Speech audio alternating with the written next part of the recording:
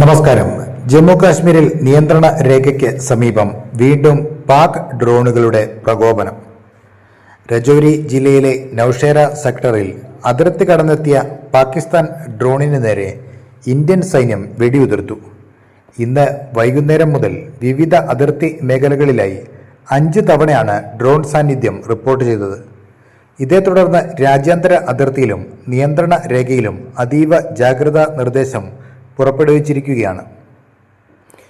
ഇന്ന് വൈകുന്നേരം ഏകദേശം 6:35ഓടെയാണ് രജൌരിയിലെ നൌഷേര സെക്ടറിലുള്ള ഗാനിയ കൽസിയാൻ ഗ്രാമത്തിന് മുകളിൽ സംശയാസ്പദമായ രീതിയിൽ ഒരു ഡ്രോൺ കണ്ടെത്തിയത്. ഉടൻ തന്നെ ജാഗ്രത പാലിച്ച ഇന്ത്യൻ സൈന്യം മീഡിയം ലൈറ്റ് മെഷീൻ ഗണ്ണുകൾ ഉപയോഗിച്ച് ഡ്രോണിന് നേരെ വെടിയുതിർക്കുകയായിരുന്നു.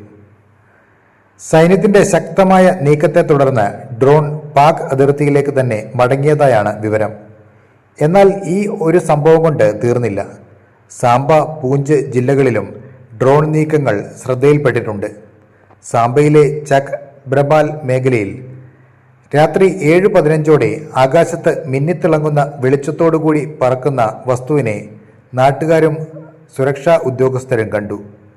പൂഞ്ചിലെ മൻകോട്ട് സെക്ടറിലും സമാനമായ രീതിയിൽ ഡ്രോൺ സാന്നിധ്യം റിപ്പോർട്ട് ചെയ്തിട്ടുണ്ട്. ചുരുങ്ങിയ മണിക്കൂറിനുള്ളിൽ 5 തവണ ഇത്തരത്തിൽ ഡ്രോണുകൾ അതിർത്തി ലംഘിക്കാൻ ശ്രമിച്ചത് ഗൗരവകരമായ സാഹചര്യമാണ് സൃഷ്ടിച്ചിരിക്കുന്നത്. അതിർത്തിയിൽ മഞ്ഞുവീഴ്ചയും മൂടൽമഞ്ഞും കനക്കുന്ന സാഹചര്യം മുതലെടുത്താണ് പാകിസ്ഥാൻ ഇത്തരം ഡ്രോൺ നീക്കങ്ങൾ നടത്തുന്നത്.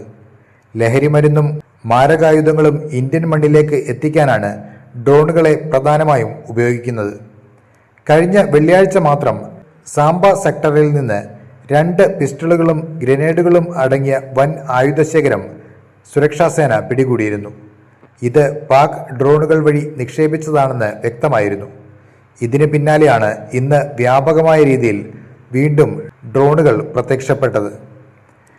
ഭീകരർക്ക് ആയുധമെത്തിക്കാനുള്ള പാക് ചാരസംഘടനയായ ISIയുടെ ആസൂത്രിത നീക്കമാണിതെന്ന് പ്രതിരോധ വിദഗ്ധർ വിലയിരുത്തുന്നു. നിലവിൽ നൌഷേര, സാംബ, പൂഞ്ച് മേഖലകളിൽ സുരക്ഷാസേനയും പോലീസും സംയുക്തമായി വൻ തിരച്ചിൽ ആരംഭിച്ചിട്ടുണ്ട്. ഡ്രോണുകൾ വഴി ആയുധങ്ങളോ സ്ഫോടക വസ്തുക്കളോ താഴെ വീഴ്ത്തിയിട്ടുണ്ടോ എന്നാണ് പരിശോധിക്കുന്നത്. അതിർത്തി ഗ്രാമങ്ങളിലുള്ളവർക്ക് ജാഗ്രതാ നിർദ്ദേശം നൽകിയിട്ടുണ്ട്. സമുദ്രനിരപ്പിൽ നിന്ന് ഏറെ ഉയരത്തിലുള്ള ഈ മേഖലകളിൽ ഡ്രോൺ വിരുദ്ധ സംവിധാനങ്ങൾ കൂടുതൽ ശക്തമാക്കാനാണ് സൈന്യത്തിന്റെ തീരുമാനം. അപ്പോൾ മറ്റൊരു വാർത്തയുമായി വീണ്ടും കാണാം. നന്ദി.